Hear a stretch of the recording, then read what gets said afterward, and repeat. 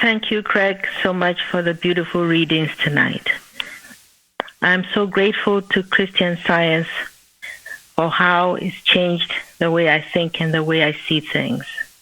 Mrs. Eddy on page 188 of Science and Health says that what is termed disease does not exist. And then she goes on to say that mortal existence is a dream of pain and pleasure in matter, a dream of sin, sickness, and death. And it is like the dream we have in sleep, in which everyone recognizes his condition to be wholly a state of mind. In both the waking and the sleeping dream, the dreamer thinks that his body is material and the suffering is in the body. I recently had 2 dreams, the sleeping and the waking dream. And although they have nothing to do physically, it made me really appreciate what he's saying here. One night, I dreamt that a beautiful picture of a flower in one of our bedrooms was missing. The wall was just blank. And in the dream, I started to get sad. But then in the morning, I looked at it, and the picture was there. And then the second one was I was sitting looking through the window into our backyard, and it seemed as if our neighbor had put a rather ugly wooden object on our side of the fence.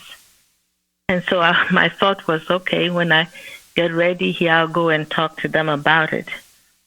But then the sun was shining, and it was so clear that that object had nothing to do with our side of the fence. I started to laugh, really, because what a clear example of what Mrs. Eddy is talking about. How we can be taken so to a direction that is totally false. When the light by which we see, God's light comes, we see correctly. This is what I started to think, that how we are deceived so many times, and especially when something is painful, to what extent we are taken into this dream that makes everything seem so real. But the light by which we see, God's focus, that spiritual focus that puts everything right back into the way it is, really makes it plain that it is all a dream, not at all part of what's happening, because God will not allow his children to suffer so.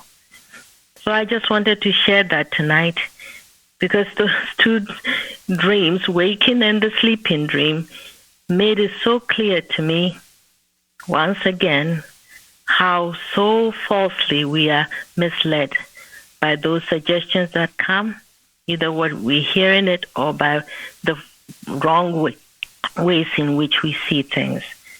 I am so grateful to God that this lesson or this learning can be discerned where? Only through Christian Science. I'm so grateful for the Bible lessons, the stories that we learn from them, the real meaning of them, and for Christ Jesus' example, Mrs. Eddy's, and all the workers ahead of us that have lived and told their story, so that we too might do our best to cultivate that true light by which we see correctly. So happy to be here tonight.